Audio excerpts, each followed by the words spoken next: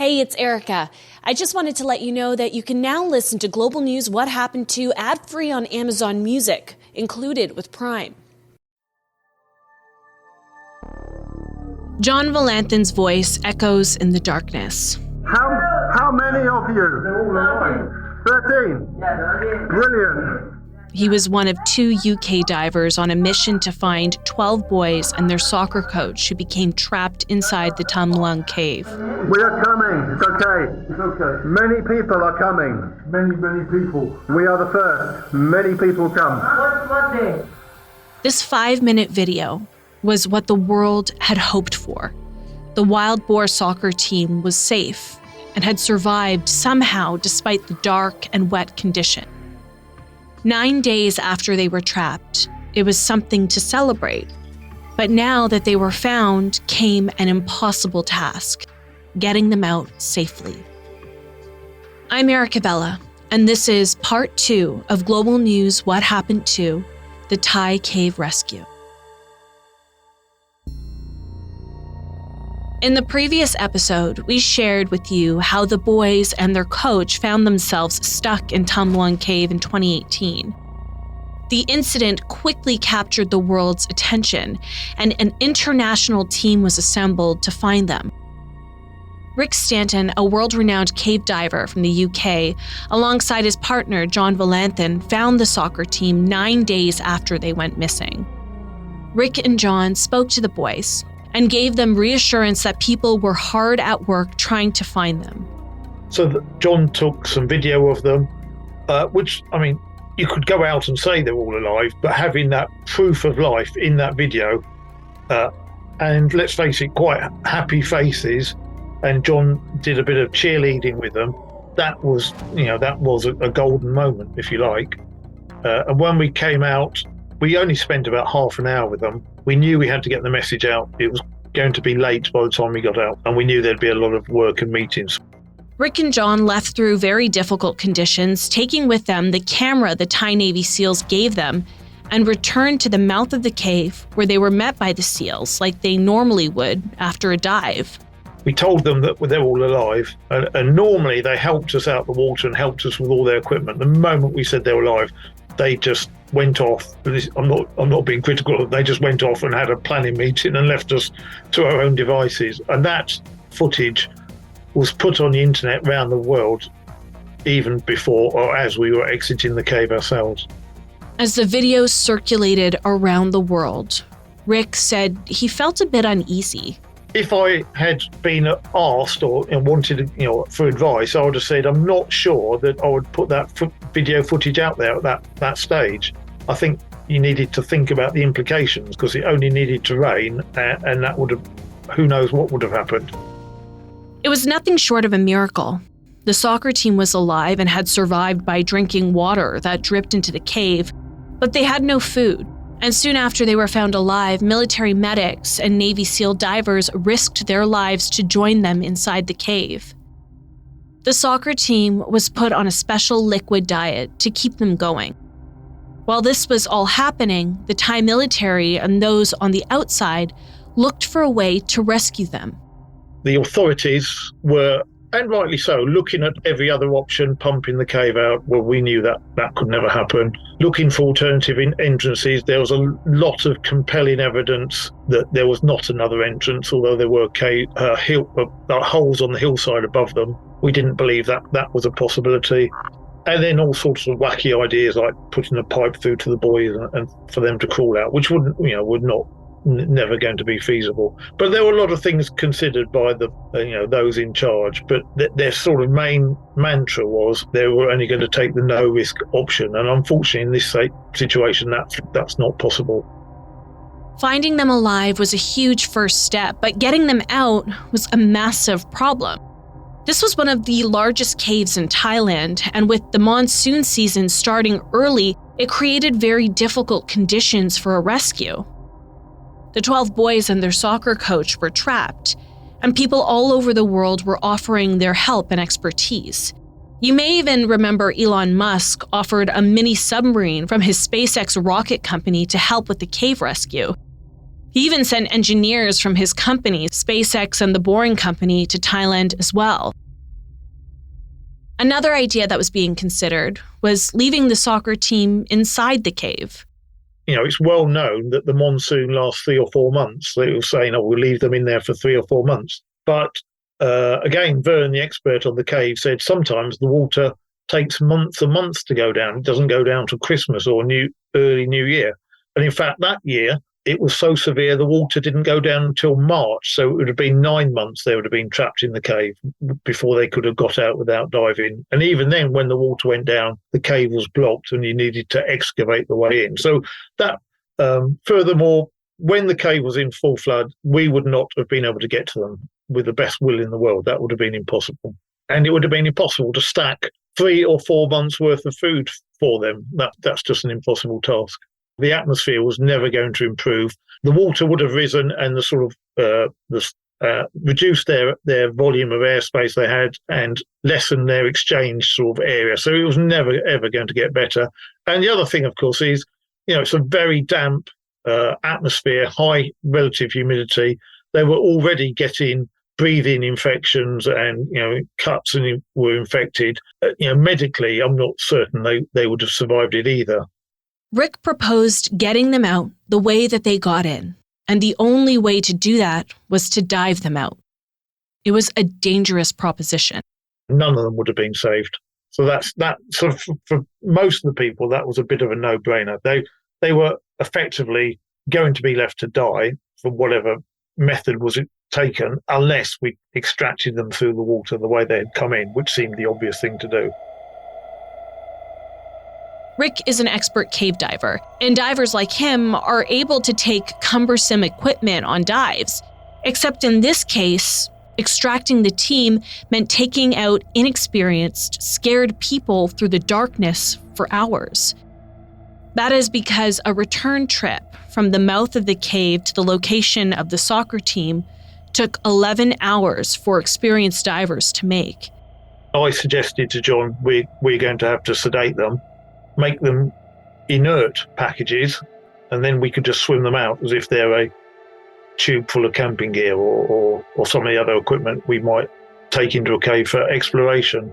So that's where that came about, and it was announced to the authorities on the sort of same time when we were having the ethical discussion, because they were saying could we get them out, and I said the best way is to sedate them. Everybody raised their eyebrows because they knew how dangerous that would be.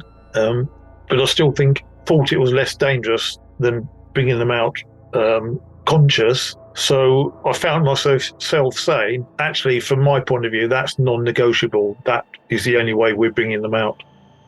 Rick ran the idea by Dr. Richard Harris. He's a cave diver and also an anesthesiologist. Rick recalls the conversation. He was a helicopter medic, so he's used to treating people in the field, car accidents and things like that. But more significantly, he had what I'm going to describe as a larger-than-life personality, because I knew that it was massive, not only personal but professional risk. And I felt he was the only one of all those 5 that I knew that would perhaps be prepared to take on that risk. So I put the idea to him, and he vetoed it absolutely immediately. No one had ever been underwater before, sedated. Dr. Richard Harris called Rick's plan crazy, Rick recalls. He considered it, from his medical knowledge, that this had never been done before, and he didn't necessarily know if it would work. I approached it from the opposite side. I couldn't see why it wouldn't work, as long as we took a lot of care over various other elements of the extraction, like making sure their air was never compromised. They always had air surrounding their face in the full face mask.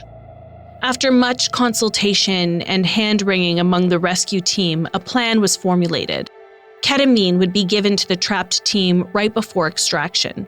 The sedative would make them unconscious. Their hands would be bound behind them, and to make sure their breathing was uninterrupted, they would have an oxygen mask covering their entire face as Rick, John, and a team of divers guided them back to the mouth of the cave.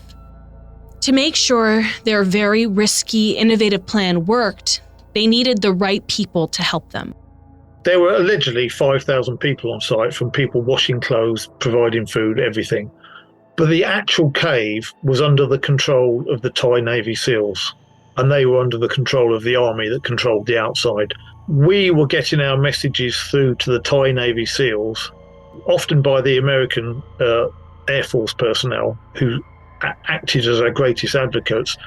But we weren't certain that our message of what we needed to do, as in dive the boys out and sedate them, was going up higher. We're not sure that that was transmitted to even the government, the military, or more importantly, the government ministers, although we had been brought in by the government ministers. A decision had been made, and they were running out of time. And every weather forecast we got said that it would rain in 3 days' time, and the next day it said 3 days' time. So we always had that 3 days, but clearly that would not last forever, and one day it was going to rain. So that was the biggest pressure. We had to act before the cave was in huge flood again.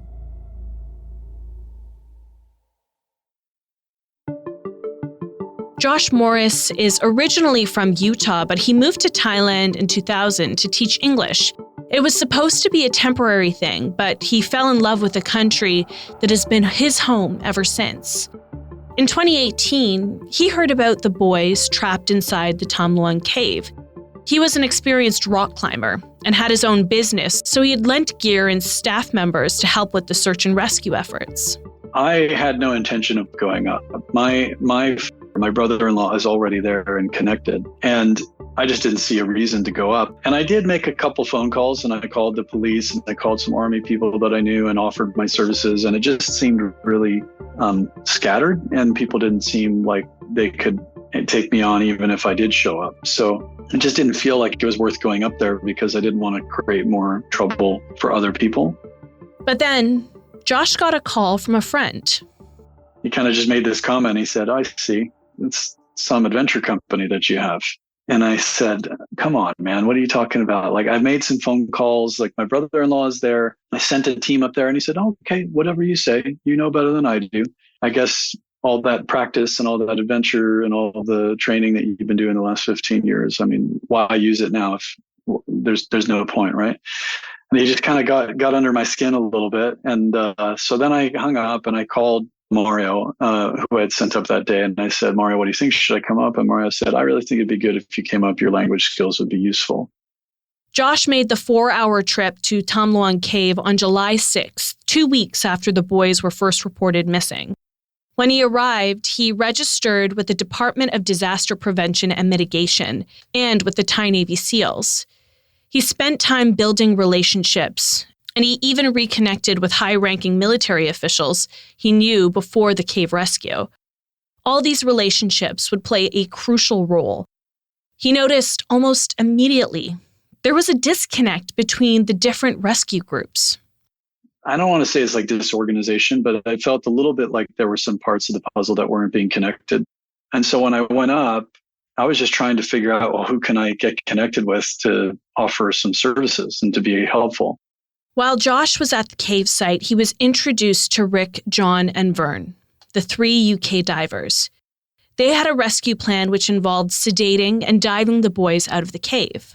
And that's kind of where everything started to shift, and my role became very different. So John and Rick basically laid down the context for me, which was how big of a space the boys were in, what the oxygen level was, what would happen if the water came up and flooded, how much space they would be left with, how much the water could raise before things would not be passable. And basically through that whole conversation, I finally got to a point where I asked him, I said, "What happens if you don't dive?" And he said, "Everybody will die."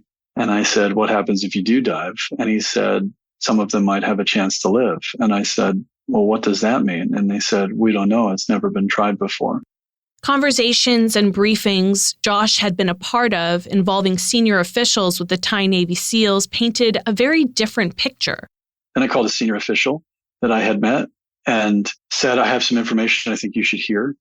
And I kind of relayed the same thing. And basically what I relayed was what I then did for over a series of meetings that took place after this, which was basically the level of oxygen is dropping. That means the level of CO2 is probably increasing. And once the CO2 gets to a high enough level and the oxygen gets to a low enough level, then people will have a hard time breathing and they'll eventually die. Additionally, there's a limited window for when food can be delivered or when a dive operation could take place. Once the cave floods, they won't be able to get any food in and you won't be able to resupply the boys and provide medical care, etc. And basically the idea was, look, there's the only real guarantee here is that no diving means the boys will die. And diving means there's a chance for them to live. And what I would typically say to senior officials when I met with them, and I met with quite a few different ones, but I would say, sir, the only guarantee I can give you is that if you don't dive, everybody will die. If you do dive, some may have a chance to live. I don't envy you, sir. You have a decision to make. You have two choices. Both are terrible. It's just one is worse than the other. And I'm lucky because all I have to do is deliver this information. And that's pretty much the message that I said. And I think I may have gotten that from John and Rick. And that led me from the first senior official to another meeting, to some phone calls with even more senior officials, until eventually I was on a phone with and actually speaking with Minister of the Interior, delivering a similar message. This was all unfolding as the rescue operations experienced their first loss of life.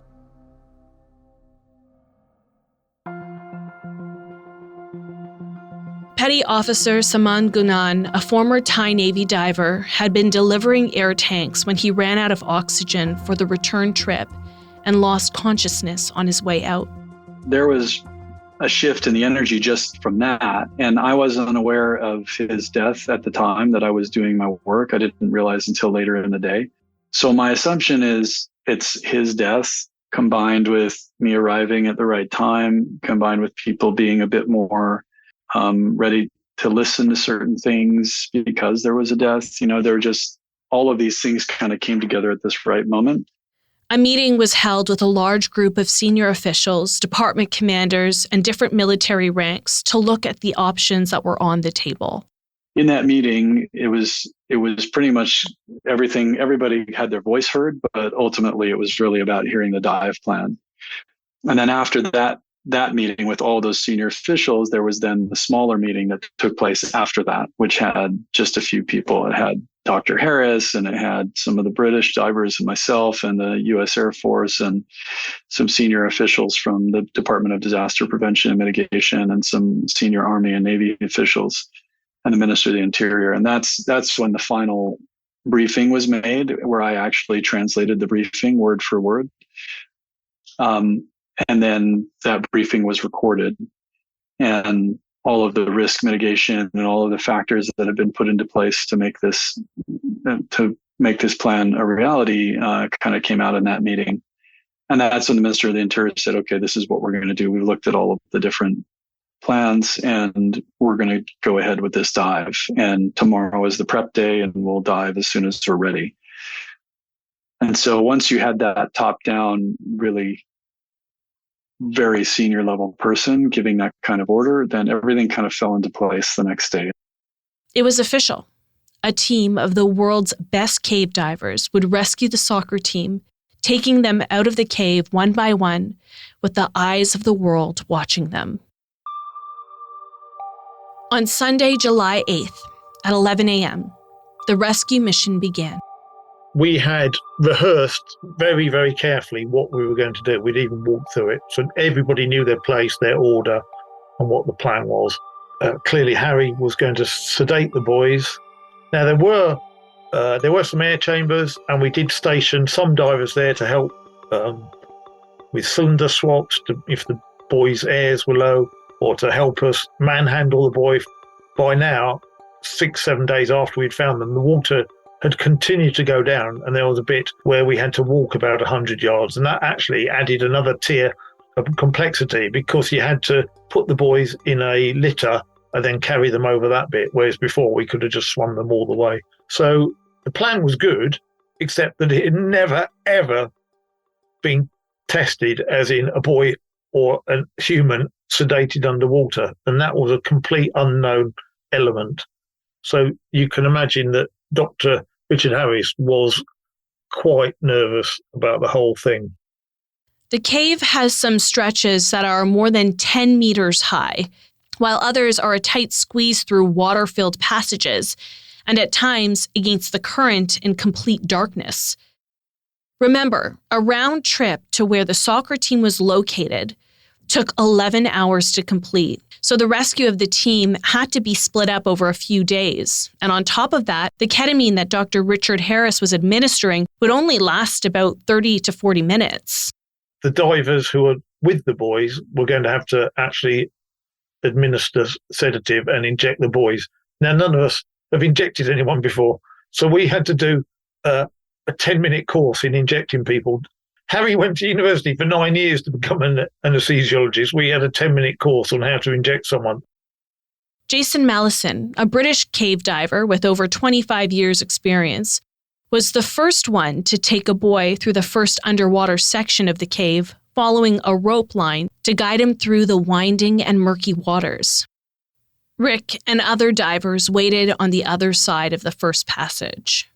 So I was to stay and watch a couple of the boys come through the first underwater section where Dr. Craig Shallam was going to be there and he had more experience of ketamine than anyone, and he could assess their level of consciousness, and then I could report back. We talked about the inert boys, but I was there waiting with Dr. Craig Shallam, and the line, this important guideline, started twitching, and then Jason came along with the first boy, and we don't know, he's been underwater for maybe 15 minutes to get to that point. We don't know what's going to turn up, whether it's going to be someone that's breathing or someone that's clearly drowned. Jason just turned up, he didn't, from where he was lying like a seal on a beach, plopped the boy there. We just stared at the boy, and Jason looked up at us and said he's still breathing. And so that was the first clue that this might actually work. The relief he felt in that moment was short-lived. They got the young boy out of the water into recovery position and then carried him a short distance on foot to the next area where Jason would have to dive with him again. This is only about a fifth of the total distance, so it's not a home run by any means, but it was a good start, and I could report back to Harry that everything seemed to be going well. Rick described the harrowing system they designed to get the soccer team out. We called it the process. The four of us, when it was our turn to bring a boy out, you'd meet the boy, you'd dress him in a wetsuit, you'd put the equipment on him, give him a Xanax tablet to calm him down, bring him down to Harry, where he'd give a couple of injections, and at that point the boy would be unconscious and he'd put a mask on. Now, one of the big things about cave diving is redundancy. So if you need one of something, you'd always have two or three. So if anything failed, you've got a backup. But the situation with these boys and this face mask and the seal was that there was no redundancy to that. That was the most important thing, because that mask was on his face and there was nothing else. If that got dislodged and flooded, that would be the end of it.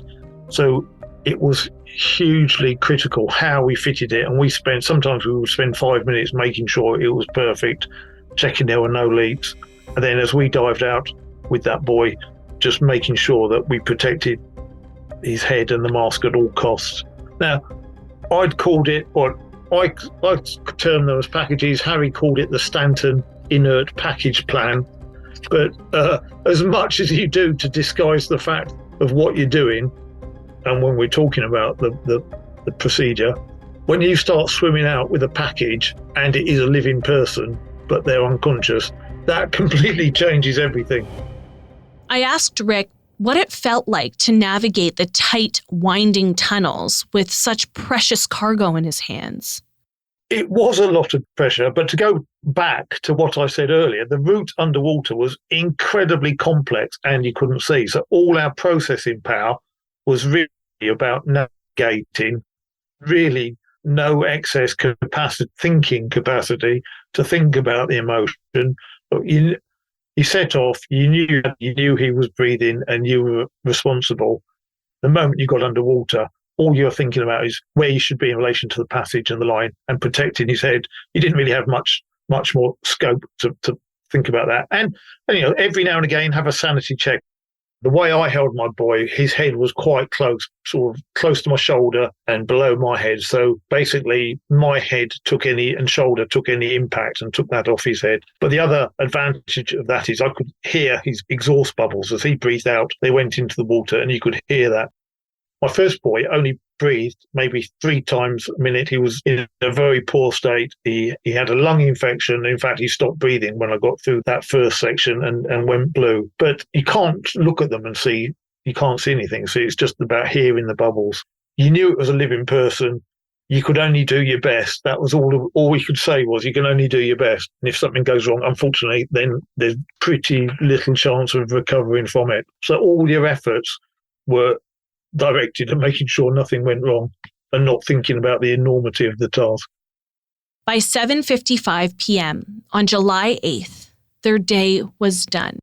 Harry was the last to exit that section of the cave that day, and he was the last to know that they had all survived. So he was amazed and, of course, relieved. But we hadn't promised 100% success. We said there would be deaths. With the best will in the world, it wasn't going to be 100% successful. We set a rather high bar on that first day, so we put more pressure on ourselves. The team successfully rescued 4 boys who were taken to hospital where they were being treated. But inside the cave, 9 others awaited their fate. Would they make it out alive?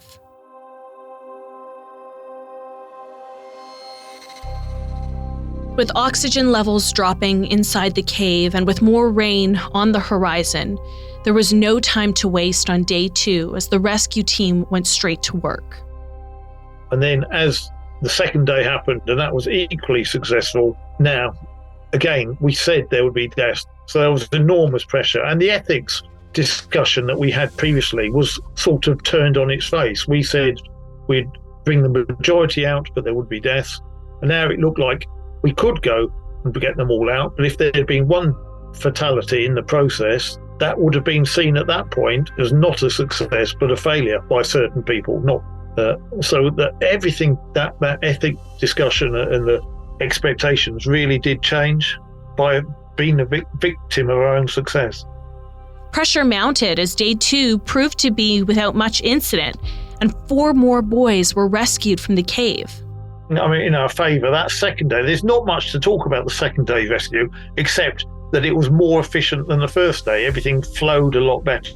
And we had a really good plan. We didn't really modify it. And so we assumed we'd be very slick on that last day.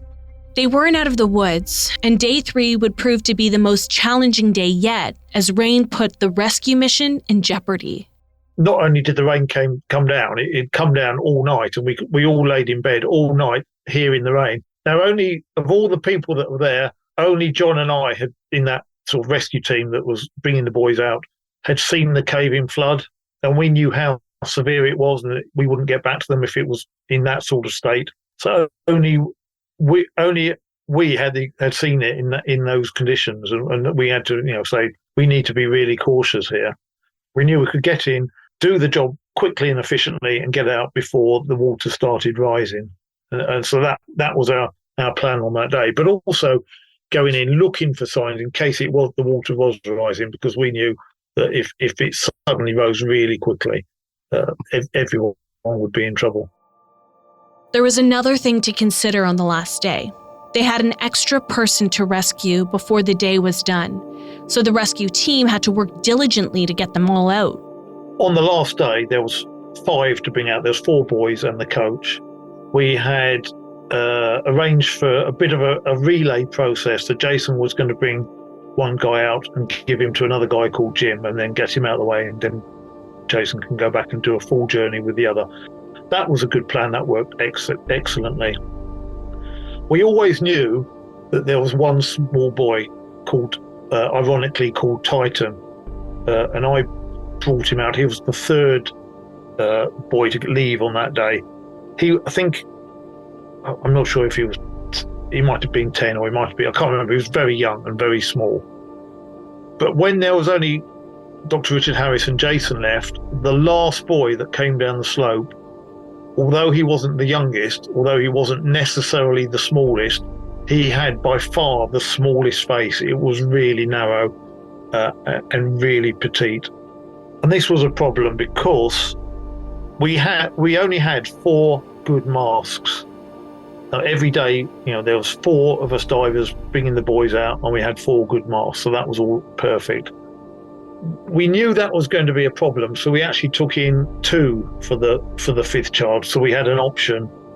The first one, which was the one we would have preferred to have used, just didn't fit on his face, and the other one, which is basically a pink child's mask, that did fit, but it was very, very delicate and could be knocked even more easily than ever.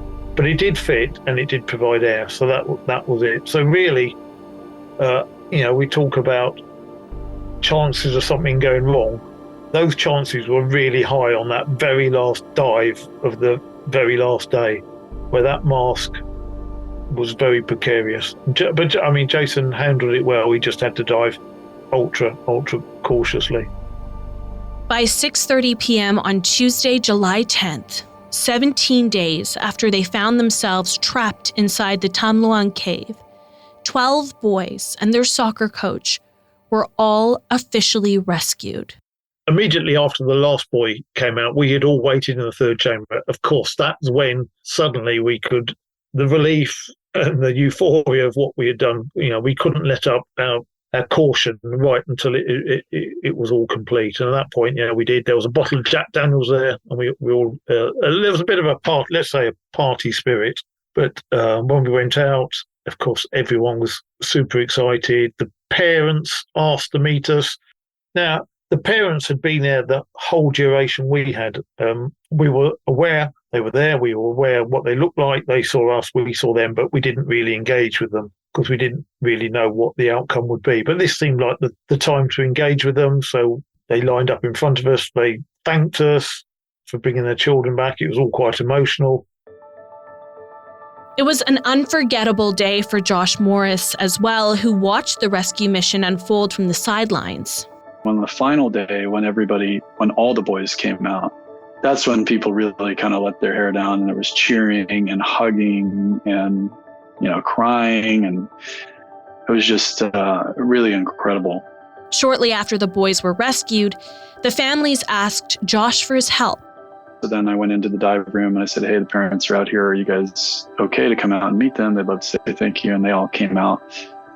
And we had this thank you that I translated where they were kind of lined up opposite each other. And I was standing at the head of that. And Titan's mom was speaking to me, and I was translating as she was speaking. And it was just such an incredible thing to hear her say, and just to be part of, where she was, kind of said something something along the lines of, on behalf of all the parents, we want to thank you for what you've done for our boys. It's like our boys lost their life and you've given them a new one, and they're reborn, and they're coming out, and we'll forever be in your debt, and cannot thank you enough. And so that kind of happened, and they all started hugging. It was an emotional moment for everyone involved.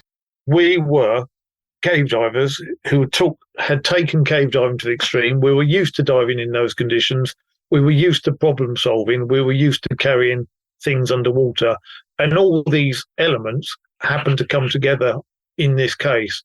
It wasn't necessarily a wild card or the crazy idea that it initially may have thought it seemed to be. There was an immense amount of planning and collaboration and competence there in that area. Just a day later, heavy rain flooded the cave, and in a matter of weeks, Pong Pha, a neighboring town, was also submerged. Meanwhile, the soccer team was in hospital, and while being treated, they filmed video messages for the rescuers. Hello, now I'm very fine. I'm very thank you so help me. Thank you so much. The boys were released from hospital on July 18th to instant celebrity, documentaries, Hollywood movies, but it's been nearly 5 years since the Thai cave rescue, and you may be wondering what's happened since. A Thai Navy SEAL who took part in the dramatic rescue contracted a blood infection in the efforts. He had been receiving treatment, but his conditions worsened. Less than a year after the rescue, he died in the winter of 2019. And just this year, there was a shocking development involving one of the boys on the team. Duong Pech Pomtep was better known as Dom, and he was the Wild Boar soccer team's captain and won a scholarship to attend a soccer academy in the UK. He was just 17 years old when he was found unconscious in his dorm room. The Northern Regional Branch of the Thai government said Dom died of a head injury due to an accident. His former team members were gutted to learn about his death. One of them wrote on Facebook, "Rest in peace, bro. We always have each other, the 13 of us."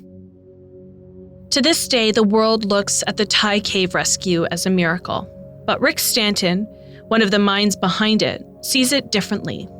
I mean, I always argue it's not a miracle. There was a lot of things. There was a lot of science. There was a lot of experience. There was a lot of competence, a lot of collaboration and courage even. But I wouldn't call it a miracle. There were a succession of fortuitous events. So I'll give it that. The fact that the water wasn't deep, the fact that it was warm, the fact that we were brought in, all the fact that we were eventually given control. People say, has it changed me? I would argue, no, it's not changed me as a person, but it has changed how I interact with the world. I'm getting amazing opportunities, work in film. I always had a book in me, but now this book had a wider audience. Aquanaut, A Life Beneath the Surface, takes readers behind the scenes of the Thai cave rescue. Which is really not just the tale of the rescue, but it's the backstory, how we formed the team, where we practiced, which led to us being successful. Global News What Happened To is written and produced by me, Erica Vella, with producer Dila Velasquez. Our audio producers are Rosalind Kafour and Rob Johnson. Also, special thanks goes to Drew Hasselbeck, supervising national online journalist for Global News. A special thanks also goes out to Harrison Cook, our intern. Let us know what you thought of this episode, and please share it with a friend. It will help us grow the show and bring you more incredible stories. You can also help us out by giving us a 5-star review on Apple Podcasts or wherever you listen. You can also reach out to me personally. We are always looking for stories, so if there's a new story you want us to revisit, you can reach me on Twitter at ericavella or email me at erica.vella@globalnews.ca. We'll see you next time.